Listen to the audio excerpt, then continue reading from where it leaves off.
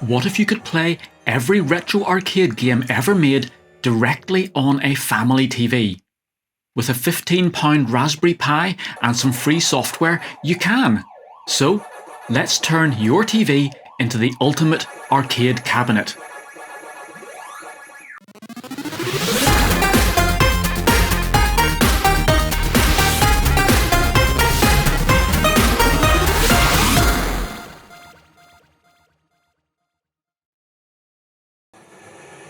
Hi and welcome to Bytes and Bits.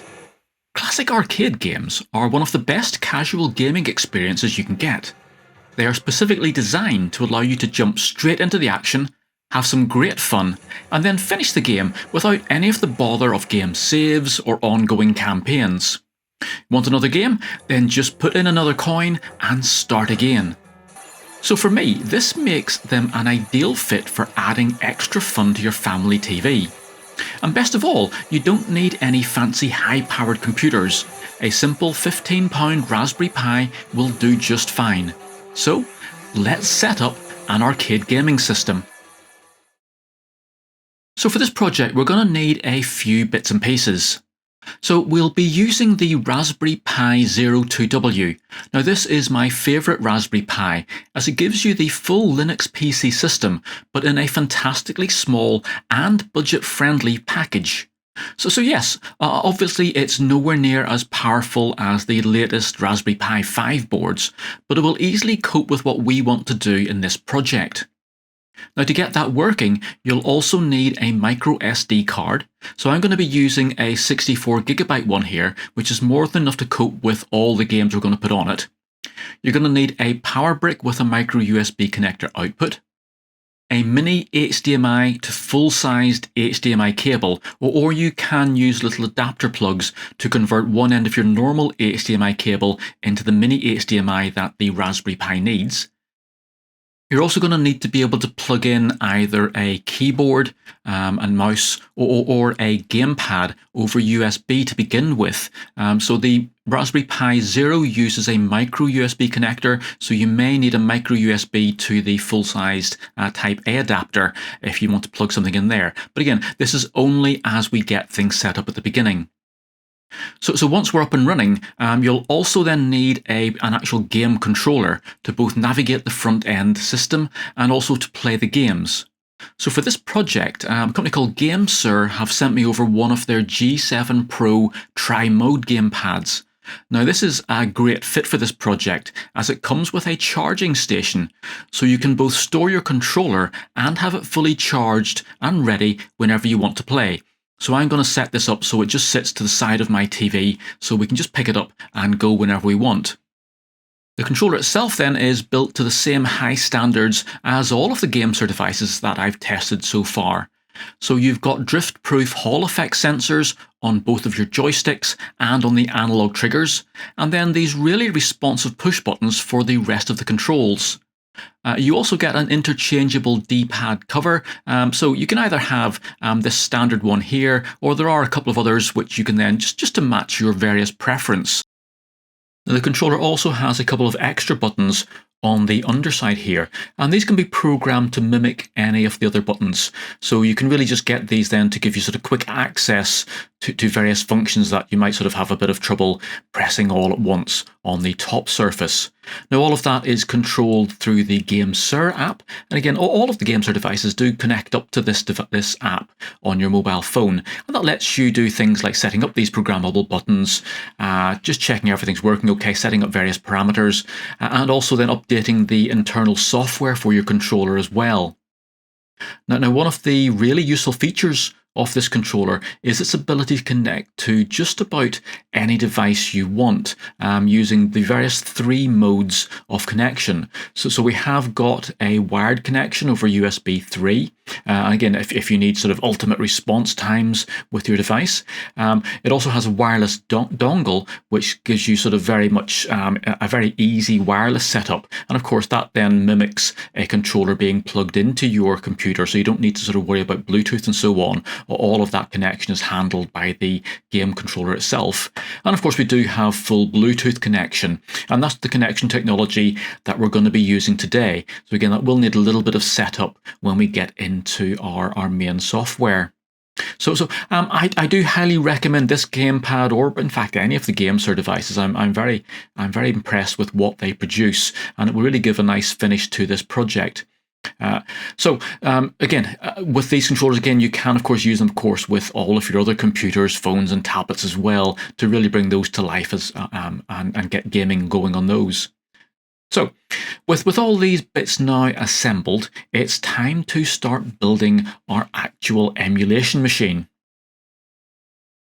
Now, there are a number of different emulation systems that you can use on the Raspberry Pi, but for this video I'm going to be using something called Batocera. So Batocera is one of the applications which is still under constant development, and as such it offers then a great user experience, and it can make the best use of the limiting processing power in these smaller Raspberry Pi Zero boards. Now, if you do fancy using something like RetroPie or Recalbox or Laka, all of these are fine, and the setup, to be honest, is pretty similar to the process that we're going to be going through in this video. But again, if you do want me to do something with those, do leave some comments down below, and we'll see if we can sort of slot those into some future videos. Now, to get hold of Batocera, you simply need to go to the batocera.org website and then just click on the download link. So you'll see that there's a lot of options here. So you just simply need to select the computer, the general computer that you're going to be using. So of course we're going to be working with a Raspberry Pi, or the RPI here. You'll see then that Batocera does get customized to work with the resources on each type of the Raspberry Pi. So we do need to download the specific version for the Pi 02, or if you are using a different model, of course, download the one specific to your model. So that's going to come down as an image.gz file, which is just a compressed image file. So just see if that's somewhere sensible on your computer. Now next, of course, once we've got our emulation front end, we're going to need some arcade game ROMs. And these are the actual game code files from the real arcade cabinets. So we're going to be using a piece of software called MAME, which can take the real code and build a virtual arcade cabinet in software inside your Raspberry Pi. And that way we can then play the games exactly as they would have been on the old arcade machines. Now, MAME ROMs can be a bit difficult to understand, and I have made a few videos on how they work and how to use them, so please do check out those if you want to have a bit more background information about what we're doing here. But in this video, we're really going to take the easy route, and we're going to install a full ROM set so that we can get a fully working version of, well, pretty much every arcade game ever released up to about the year 2000. Now, to get hold of these ROM packs, it does take a bit of searching online, but if you look for a MAME 2003 plus reference set, then you should get some useful results. When you do download it, you'll either get it come down as a single zip file, which you will then have to extract. So again, save that somewhere safe on your computer, and you should end up with a set of files that sort of follow this general structure, where we have some folders with files in them, some actual zip files, and then you may have also a separate folder with some sample files in it. But this then is a full MAME ROM set. So we've now got all the software that we need. So let's start putting it onto our SD card. So first of all then, we're going to need to flash the Batocera image. So to do this, we're going to need a piece of software like Etcher, or as I'm using here, the Raspberry Pi Imager app. And again, you can download this one from the main Raspberry Pi website. And again, I'll put links to that down in the description. So to use this imager, you simply need to have your SD card attached to your computer, and then click on the Choose Device option. So from the list then choose the Raspberry Pi 02W, or again, whichever one you're going to be using. Then we need to choose an operating system, so click on that button, and you should then get a list popping up. And we need to scroll down to the very bottom here and select Custom, because we're going to be using our own custom ROM, not one that can be automatically installed by the Raspberry Pi Imager.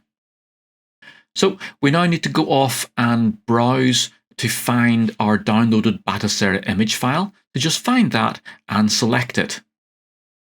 So once that's connected up to our Imager software, we then need to choose the storage and click that button. And here it will ask you which device you want to burn this image out to. So again, make sure you select your SD card here and do be very careful that it is the correct drive. You really don't want to be flashing this to one of your hard drives. So make sure that's all connected up properly. Then finally click the next button, and again just follow any prompts here, and if you're happy with the settings, then just click continue to flash the image out to your SD card. So once you've got your SD card all flashed, it's ready to actually build up the system and give it its first boot. So take your SD card and pop that into your Raspberry Pi. We then need to get everything all connected up. So we're going to need to connect our game controller to our Raspberry Pi. Initially, we're going to need to do that over a USB connection. So I'm going to use my USB adapter here. And again, you'll find there are two USB ports on the Raspberry Pi Zero. So one is for power, and it's marked power in, and one is the USB connection. So this connector then is going to go into the USB connector. We're then going to use a USB-C cable, and I'm going to plug that then into my game controller. So we now have our game controller connected directly over USB. We need now an HDMI video output. So again, I'm using a full-sized HDMI cable over here. So I need to use my mini HDMI to full HDMI sized connector here. So that will plug into my Raspberry Pi Zero over here. So we've got my Raspberry Pi Zero, and then I can use my HDMI cable to plug that in on there. So we now have our USB controller plugged in, our HDMI plugged in, our SD card is plugged in. So really all we need to do now is to grab our power supply, plug that into the power supply USB port, and we're now ready to boot up. So when you first power on the Raspberry Pi, Batocera is going to do a bit of setting up. Again, this is the very first time it's booted up.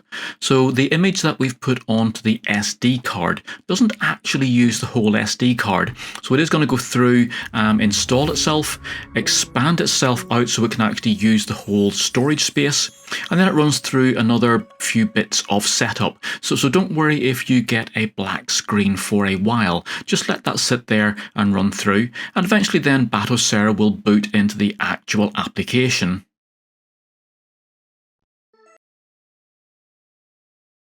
So once we've got booted through to the main interface, the first thing we need to do is to map our controller so that we can actually control this menu system.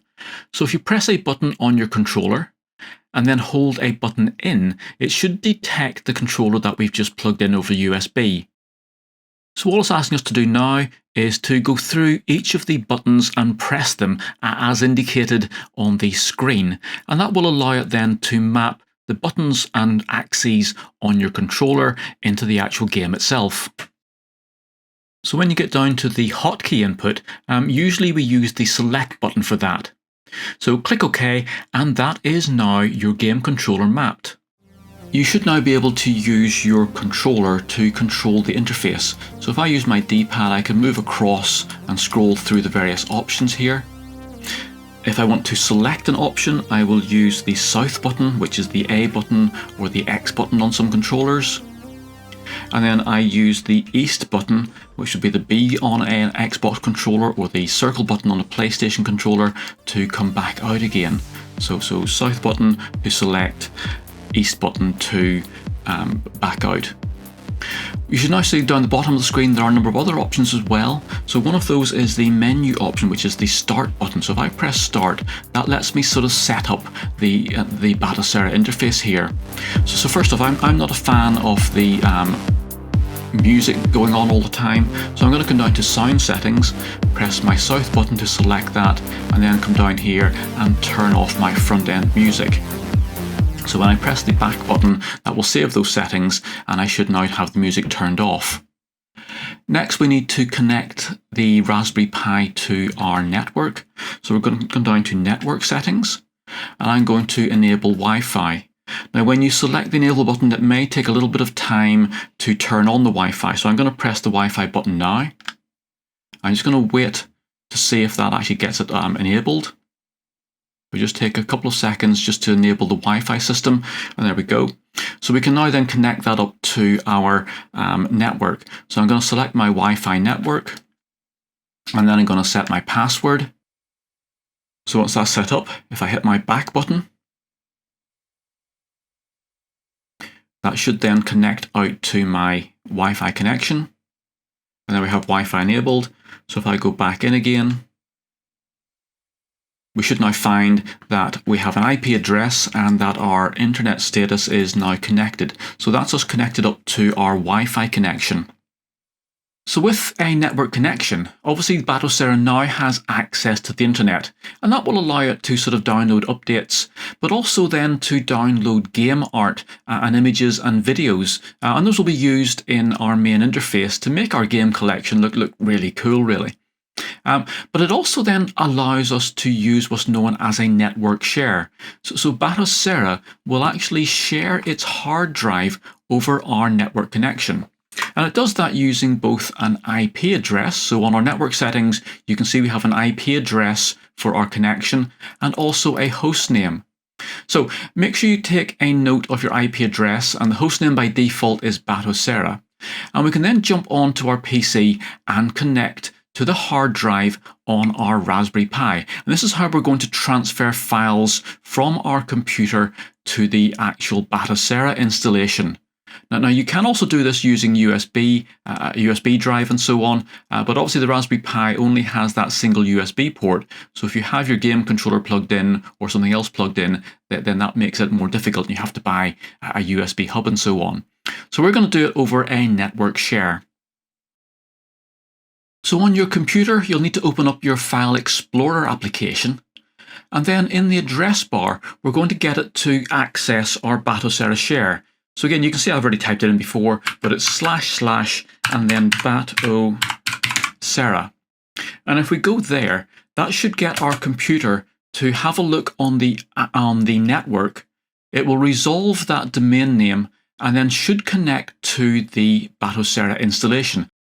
Now, if you find that it's not able to resolve that Batocera network share name, then just use your IP address instead, and that should give you just a direct connection.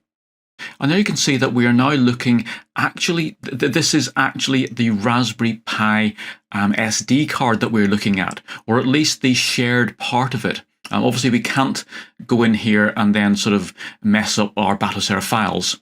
So we have this share folder, and inside that share folder is where we can put all of the various bits of information that allow Batocera to play the games. So you can see there's various folders in here for various parts of the system. But we want to install some game ROMs. So there is a ROMs folder here. So if we go into that, you'll see that you then have a folder for every single system that Batocera can emulate. And again, there's a lot more than we're going to be working with here. So we're going to be working with MAME and our arcade systems, but you can see here that you can then expand the system out pretty much indefinitely into whatever system you want to emulate. So inside here, we do have a MAME folder. So if I open that up, this is where we're going to put our MAME game ROMs. So if I open up a second tab here, so this is the MAME ROM set that I downloaded. And if I look inside there, again, we have our ROMs folder and our samples folder. So these are the folders that we need to copy across onto our Batocera hard drive inside that ROMs MAME folder. And all I do there is I can just simply highlight those. I can drag them across and drop them in here. And that will then start that copying process. Now, as you can see, we have got 35 gigabytes of data to copy over. And it's going to be going across at our network speed, which is not massively fast, to be honest. So that is going to take a little bit of time. So we just need to let that run through. So once those files have all copied across, we need to come back onto our Raspberry Pi and go back into our menu. If If we then go to our game settings and update our games lists and say yes, that will tell Batocera to go off and scan for any new files that we've loaded in. So you should find now, if we go across here, that we have a MAME folder, and if we select that, we should find all of our games sitting in there. So these are all now ready to play. So let me find one that is worth playing. So let's come up here and find Aero Fighters. And if we select that with the A button, we should find that we can now play our arcade games.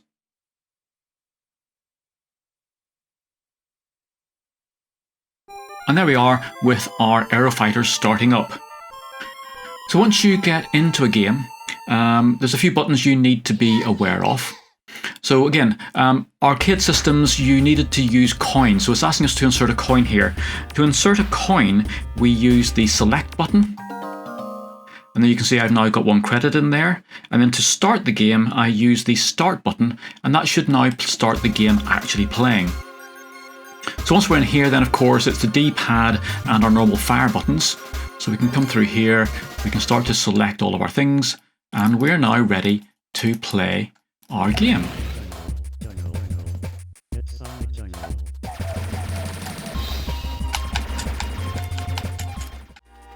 So once you finish playing your game, we need a way of getting back out to Batocera. So in MAME, we have a shortcut. So when we set up our controller, we created a hotkey, which was our select button. So if I hold down my select button and then press the start button, that should then give us the exit command. And that will take us then back to Batocera, back to our main interface inside our MAME category. So we can either go off and do something different or play a different game. So that's our games all imported and ready to play. But at the moment, our interface doesn't look very interesting. We just have all these sort of placeholder images. So let's sort that out. So again, we want to come back out of here and come back to our main menu. Then we're going to go into our actual menu itself, so press the start button. And we're going to come down then to something called a scraper. And what this is going to allow us to do is to go off and grab hold of various images and media to make our interface look just one hell of a lot better. So first of all, then we need to set up where we're going to be getting these images from. So you see here we have the scrape from, and it says screen scraper. So there are a number of options in there, but screen scraper is the one that we're going to use. To be able to use screen scraper, you do need to set up a free account. So if you head over to screenscraper.fr, you'll come to this page, and there is a link over here which you can use to go and register. Now obviously the free account does have daily download limits and it has a slower download speed, but you can then take out some very cost-effective memberships here from as little as €1 per month. And again, that will increase your daily number of downloads and the actual speed at which they come down. So register your account and then we can head back over to Batocera. So on our scraper menu, we need to go to our scraper settings. And then if we scroll down to the very bottom, you'll see that there are some entry here for our username and password. So simply select those and go and enter your screen scraper username and password. So once we've got that entered in, we can then start coming up through here, and you can see there are lots of different options as to what you can actually scrape for. So as we go up here, again, you'll see there's lots of different types of media. So we can download some sort of video sources if we want. So let's turn those on. The community rating. Up here we then get towards the actual images which are going to be shown in the main menus. So our main image shot here will be a screenshot. We will download some box art. We'll download some logos for use in various parts of the thing, and so on. So again, you can really go through here and set up whatever you want. But once we have finished that, we've got all the scraping settings all set up now. So if we come back out, we can then just simply come down. We want to say that we want to scrape for any games which are missing media. And then all the systems that we want to include. So let's go to games included. So at the moment here, we want to only scrape for our main games because those are the ones we've just loaded in. So if I say select none and then come up here and just tick my main games, we should now be able to just scrape for that one system. So that's everything set up. So we just click on Scrape Now. And then we should see in the top right hand corner the scraping progress dialog coming up, and it's showing us how far it's got to go. So again, we've got quite a few games to scrape, and that will take obviously an amount of time to run its way through. So really just leave that running now for a while until it's finished that process. So while we're waiting for our scraping to finish, we can actually set up our controller on Bluetooth so that we can disconnect it from our USB port. So to do this, you're obviously going to have something else plugged in to the USB port for now, just so we can actually then control the interface. So I've got a USB keyboard plugged in, or you could just use another controller.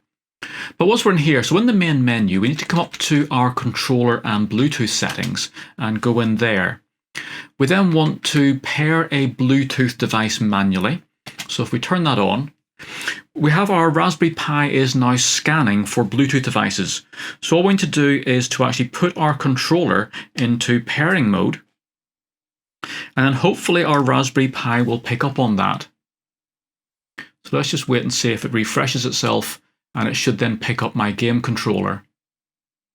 So there we have our game controller coming up. So I simply go down to that and I select it, and that should then allow it to pair the two devices.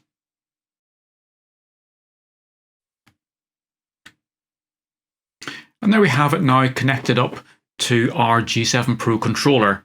So I should now be able to just simply use my controller to move around and navigate. So one of the first things we need to do then after we've paired it as Bluetooth is just make sure that our controller mappings are all set up correctly. So I'm just going back into here, I'm holding down a button, and I'm just going to go through that configuration again. And that is our controller now connected over Bluetooth. So let's just wait for the rest of those media files to download, and then we'll see what we've got. So once you've got all of your media files downloaded, we just need to make sure that we go back into our game settings and then update our game lists again. So this should allow Batocera to go off and scan all those new images, link them up with the actual games, and hopefully when we come into our MAME section now, we should have all of our games with their little video clips and their screen captures and so on. So if we go down here, we should see sort of the various things happening. So again, this helps us just make our interface just that bit more interesting. Now at the moment, obviously, we simply have a large matrix of our games being displayed, which isn't a great way of showing it. So let's have a look at how we can use something called themes to make that display just a little bit better. So from our main menu, if you go back to the actual Start menu, we can scroll down to the Updates and Downloads, and this is where we would do any of our sort of updating of the system. So you can see the various updates down the bottom. But we can also then download certain content and themes. So if we go to Themes, it'll bring down a list of all the available themes. So what we need to do here is just simply scroll down until we find one we like the look of. So again, there's a lot and lots of themes in here. If you want to find out what they look like in more detail, you can actually go to the Batocera website and have a look in there. And you can see there's actual links in the description of each of these themes here, which takes you off to the actual developer's GitHub repository. And quite often they have some extra photographs there or some screenshots. But I'm going to give this one here a go. So all we need to do is to simply select it with our A button and then install it. So that will now get, and you can see up in the top right hand corner there, that Batocera is actually downloading the files to install this theme. So we just need to let that run through. So once that's finished downloading, we can come back out of here and back up to our main menu. And if we go up to our user interface settings, inside there we have an option for theme set. And this allows us to select the theme that we want to use for our main user interface.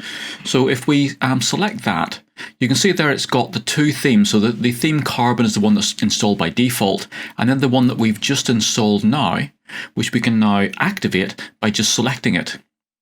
So if we come back out of here, you'll see that Batocera then reloads, and it comes back then into our new theme. So the way in which we see it all now has changed. So if we go back into our main menu, you can see we still have our various system selections. But now if we go into our MAME section, you'll see that our game display, so we've got a list of games down the side, and then we have our game artwork, box art, and the video in the center. And again, we have some information about the game as well. So it gives us a much more sort of rounded, more information about the game. We can see exactly what we're going to be getting into when we play that game. And as you saw, there were a whole range of other themes that we can use. So really it's a matter of searching through to find one that really sort of appeals to you. Now obviously we're only touching the surface of what you can do with Batocera here. So say we've got lots of other setup options, and of course there's loads and loads of other consoles and computers that you can emulate in here as well. But that should give you now a fully set up arcade gaming machine for your TV using this little Raspberry Pi 02W. So really the last thing to do then is to get this all plugged into my main family TV, and let's see what it looks like actually in that family room. So this is my setup in our family area. As you can see, we've got a couple of game consoles already connected. But if you look down in this bottom right corner, that's where I've installed the Raspberry Pi and the game controller. And again, I've put it inside a little box. That's one of the official Raspberry Pi Zero boxes. And you can see there that that just sort of hides away. And again, that could just simply move in behind the TV. It doesn't need to be sat out there on display. And again, having that rechargeable gamepad and the game controller there just means that I can just simply pick up the game controller. I know it's going to be fully charged, and I can then just play whenever I want. So if we now look at the actual screen, you can see there we've got full screen display on the TV. So let's start jumping into some games and see what it can do. As you can see here, I'm looking at the MAME games, and I'm just scrolling down through, and we really do have access to pretty much any game ever released in the arcades during the 70s, 80s and 90s. So it really is just a matter of scrolling down through there, finding the ones you want to play, and just playing them. Again, you can create favourite lists. Again, just look at the buttons down the bottom there, it tells you what to do. So you can just quickly get to the games that you love playing. And again, here I've made my own favourite list of the games I like. So that's our TV now turned into a full arcade machine using this very cheap, simple Raspberry Pi 02. So again, we can expand out Batocera. As you saw, there are lots of other systems that can emulate all the consoles, so the 8-bit, 16-bit, 32-bit consoles. All of those will work fine on the Raspberry Pi. So I hope you've enjoyed this. Do give this project a go. It does really bring some great retro games into your family room and makes them easy to play. If you like what I do, please don't forget to click the like button and subscribe to the channel for more gaming, modding, electronics and making projects.